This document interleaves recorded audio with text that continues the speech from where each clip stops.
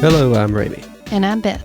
And this is Brother Knows Quest, the podcast where I, your host, introduce my sister to the wonderful world of tabletop role-playing games. Beth, do you know what we're talking about today? Mm-mm. Ah, what a surprise. It is this. Arcana of the Ancients? I prefer Arcana. Oh. Yeah. The wonder and weirdness of science fantasy for any 5e campaign. Yeah. It's a supplement kind of thing for... What's a 5e campaign? Dungeons & Dragons 5e, 5th edition. Okay. Yeah, 5th edition. Now, it's Monte Cook Games released this a good while back. I have the other books for it. There's a few of them. They like to add things in from their Numenera or Cypher system settings and turn them into 5e games, so you can get them for either system you want. And this is one of their earlier crossovers. This is for the Numenera setting. So it adds a bunch of Numenera. If you're not familiar with Numenera, it is a science fantasy game run on Cypher system and, of course, released by Monte Cook Games. The idea is it's 1 billion years in the future, so it's impossible to tell science from magic.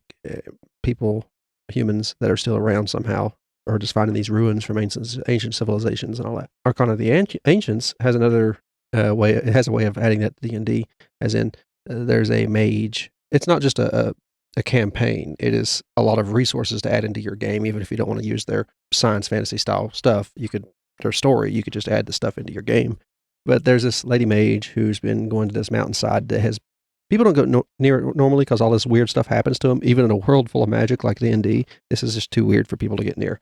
But she's back there doing that, and then you go and hear about it and end up there. The first chapter is how to use this book, The Hills of Crooked Sleep, which is I'm pretty sure the setting that I mentioned. It's only from page 7 to 37, and that does include a quest, a fairly decent quest to get you into this setting. And then you have ciphers in chapter 2, relics and iron flesh. Ciphers, if you know anything about the Numenera setting or cipher system itself, are one-use, really outlandish style abilities or items you activate, and it just does something whatever the particular cipher does. Relics are the same concept, but they don't break after one use. And iron flesh is kind of like creature or character options, adds a little bit of flair to you, like mutations or whatever, cyborg stuff. It looks like this woman is getting her boobs turned into iron. Yeah, there's some weird ones. Real quick, to show you kind of the stuff that you also has a bestiary in it. Go to page 201. Are those the heads that it got thrown at me? Yeah, they're in the Cypher system or the Numenera starter set quest. That's one of those creatures we were talking about a couple episodes ago. Mezzameme? Mm-hmm. Yeah, it's just a creature that stabs its tentacles through heads and tries to lure people into a near water source or something. And yeah, that's what was attacking you. Rude. Yeah, but I figured that'd be nice to have in here. Ciphers are interesting in themselves because they can have things go wrong if you don't roll well enough sometimes. There's a D100 table you could roll on. Numbers 1 through 60 is nothing happens. Number 61 through 70 is odd smells, a tingling sensation. Then you go up from there to one of the ciphers is destroyed. Sorry, I'm reading this wrong. This is the section that tell you what happened when you have too many ciphers on you. You can only have so many because they're so sometimes very powerful. Yeah, it's smart to regulate how many a player has, especially in Numenera and Cypher system. 2 ciphers involved are destroyed. The characters fall ill. The ciphers function again. That's on here twice. That makes sense. Oh, no, all ciphers. So that makes all ciphers instead of just 2. And then you have, just moves on up in there. Number 201, a tiny gate, singularity, is created that lasts only for a nanosecond that consumes the character and half their equipment, including their ciphers. So that's tragic. You have random cipher tables to roll on to see what people find, because they're supposed to be fairly common occurrences. You come across them, which is another reason why you might want to limit how many you have on you at a time. You let their characters or players have.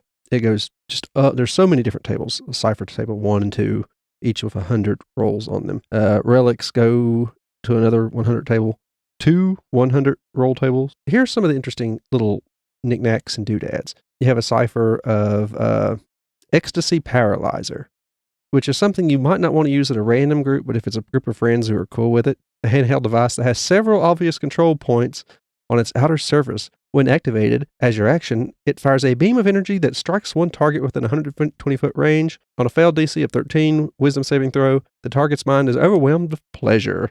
incapacitating them for 1 round. There's cool stuff like that in here. There's different types of armor. There's a drink distiller. It's a relic. Oh, sorry. The ecstasy paralyzer was a relic as well. This bulky belt is made of metal and glass tubes. It filters alcohol out of your body and reducing by half how long the drunk effect lasts. And half the alcohol is distilled by the relic into a small attached flask for you to consume again later. There's a glue emitter, which is another, this is a cipher.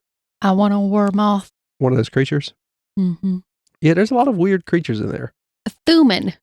What's a thuman? Well, it's got the face of a man and the body of something with mange. I don't know.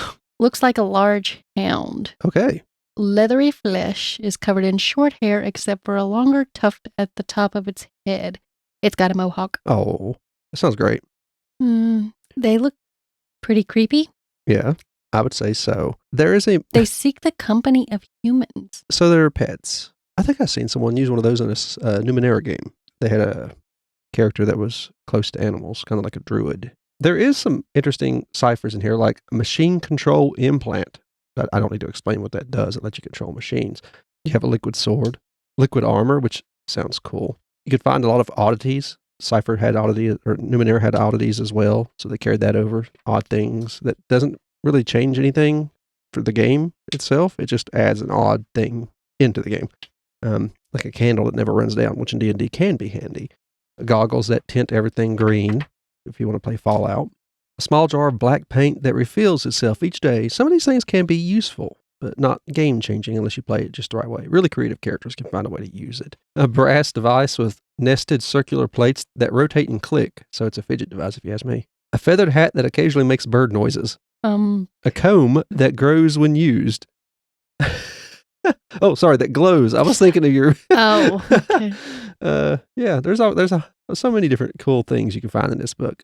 How do you like the accelerator? How would you like to find something like that in your D&D game? It's on page, I guess, 202, maybe?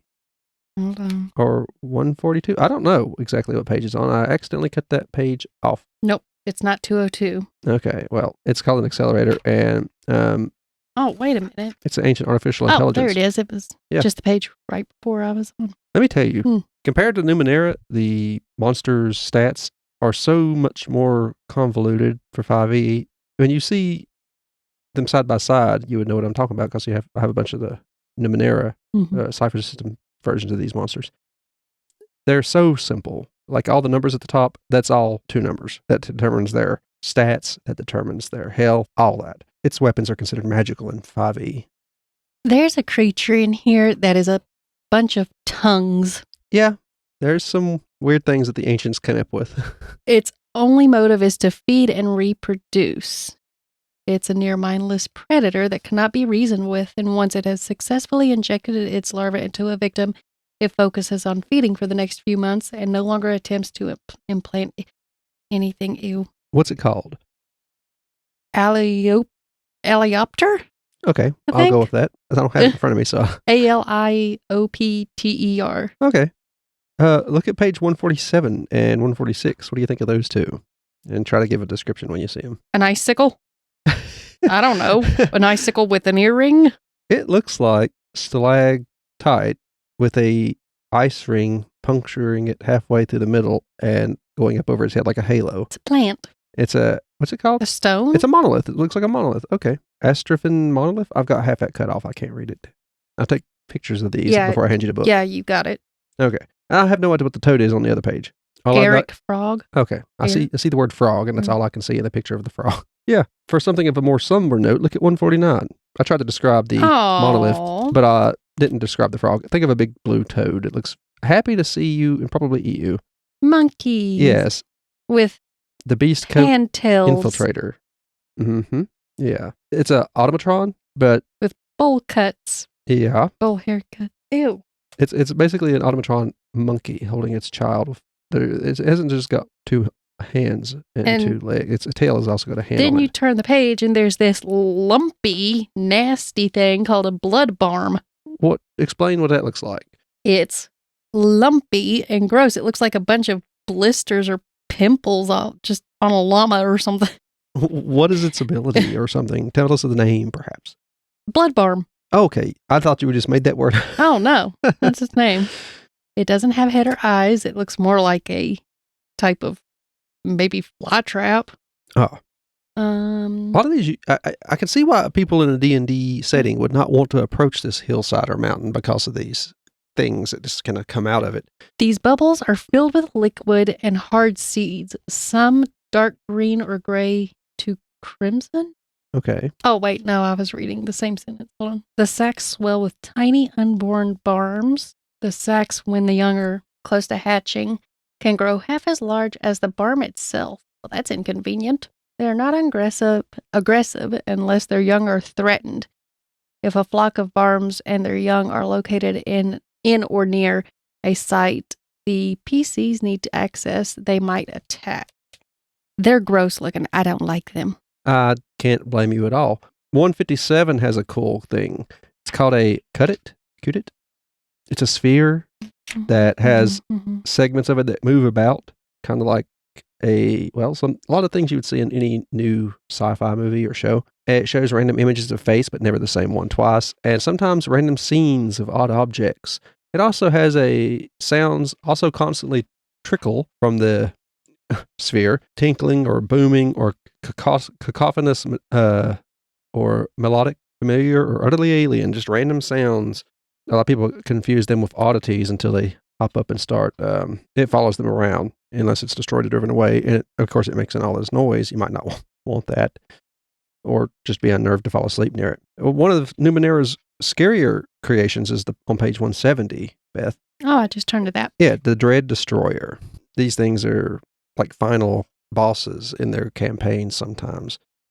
Probably a weapon created by one of the past civilizations in the Numenera setting. It looks like 1, 2, 3, 4, 5. So it's got like 10 legs that crawls around. Think of an insect-style machine. You can see missile really silos on big. its back.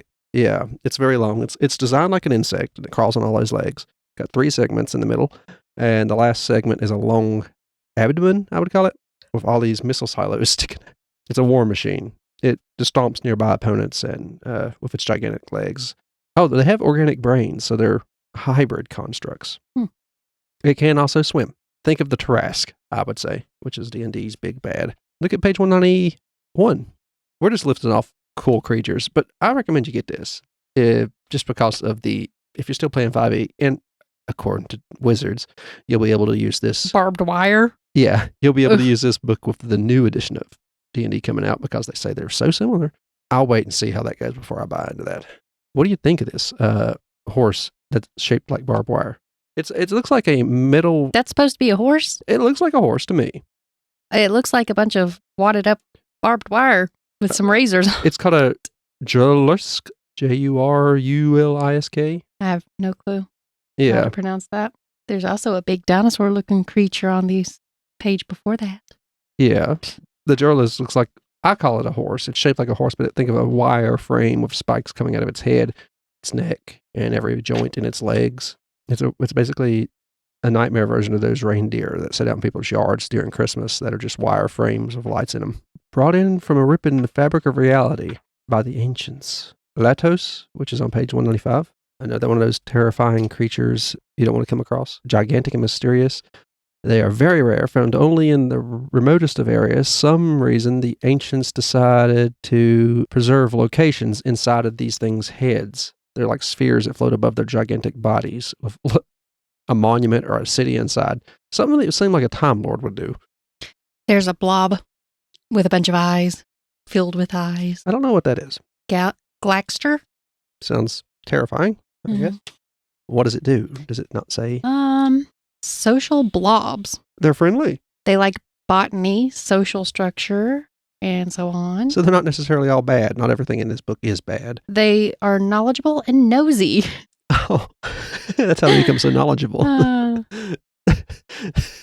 They're the town's nosy person. What do you call them? Snoop. Yeah. Everybody in the family or every town, every social group has a Snoop. It says when they decide they are done observing and being nosy and ready to leave, they may choose to answer questions about their areas of knowledge. But if they choose to do that, I consider it a fair trade.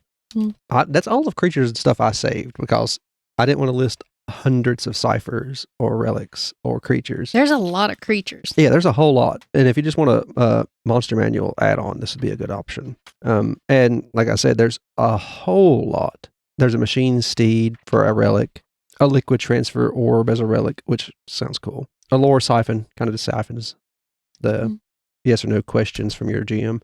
There's a lot of different stuff in this that you would enjoy if you still like to play D&D a whole lot, but want to change it up enough. Next week, I think I'll have the campaign that they have for this as well, that they also carried over from Numenera itself. I've had these for a while. I just remembered I should probably talk about them. I should have covered them back when we covered Cipher System and Numenera. Would you play a D&D game with these things added into it? Since it wouldn't be technically fantasy in its own way. Older styles D&D, like really old D&D, was more science fantasy than just fantasy. This is kind of going back to when Monte Cook worked on D&D back in the day. This is the kind of stuff he would have had in it. Maybe a little bit weirder. Yeah. Just a little bit, but it did have spaceships and stuff like that more often. I mean, it looks fine. Yeah, you could get pelted by heads again. It's, what more could you ask for in life? Yeah, just heads flying. Yeah. The ciphers are fun. Like I said, next week I'll talk about the setting a little bit more and the module that actually this goes with. I don't remember what order they came out with it. Surely this came out before the module did. Otherwise, you'd be kind of left hanging on how to play it right. It doesn't really change many of the rules, unless you get the roles for your ciphers and all that. That changes just a little bit, but nothing major. You can still have your spellcasters in the game without a problem. All that. Barbarian, you don't care what kind of machine it is, he's going to crush it. If I can find this on Drive-Thru-RPG, it probably is on there, maybe not. Or you can get it from Monte Cook Games. But if I can find it on Drive-Thru-RPG, I'll add our affiliate link in the description of this episode, so you'll be able to pick it up for a PDF of it anyway, at a very reasonable price, I'm sure. And any proceeds go to more PDFs for us to read or anything like that, usually, unless it's paying hosting fees, which we pay that ourselves most of the time without a problem. But it does help to be able to buy more PDFs. See, I don't have a PDF of this. That's why I'm stuck with screenshots and not being able to tell you what certain things are because I can't scroll through it. Okay, well, that's all I got for today. I'm surprised this episode went 26 minutes. I thought it was going to be shorter because I didn't want to cover the hillside, the questing part of this book, because I was going to cover the mod next week. Do you have anything to say, Beth, other than the heads? Avoid the heads? Yeah. Don't walk towards anything. If you hear a gibbering bunch of people in a pool of water and you don't recognize any of them, and you think it's weird that there's cows and animals in there talking as well, you probably should avoid that. Okay, well, I guess that's it. Thanks for listening. If you like what you heard here, we're part of the Gruesome Gaming Group Podcast Network. I'll leave a Linktree link in the description near the affiliate links, and it'll take you to our Linktree, and the first link on that list will be our website for all of our podcasts. We have Horrific History and Hauntings. That's where my sister here, Beth, tells me about everything that's in the title, Horrific History, Hauntings, sometimes hauntings, some true crime. We cover a whole swath of things in there. Then we have Leveling Duo. It's a more sporadic. It's whenever one of us plays a game, and we really like it, a tabletop or a video game. And if one of us like it, we'll decide we're going to talk about it on there. But since it doesn't happen every week, one thing, we won't be blowing up notifications. And then below all those links, you'll find our socials and ways to contact us, emails, anything like that. Follow us on Twitter, all that good stuff will be right there on the Linktree link. And below the Linktree link will also be a option to send us a donation or a tip. We appreciate it if you do. It helps keeps the lights on and the podcast hosted. And I guess that's it. Do you have anything else to say after all that, Beth? No. Okay. Well, thank you for listening. I've been Ramie. And I'm Beth. And this has been Brother Nurse Quest. Bye-bye.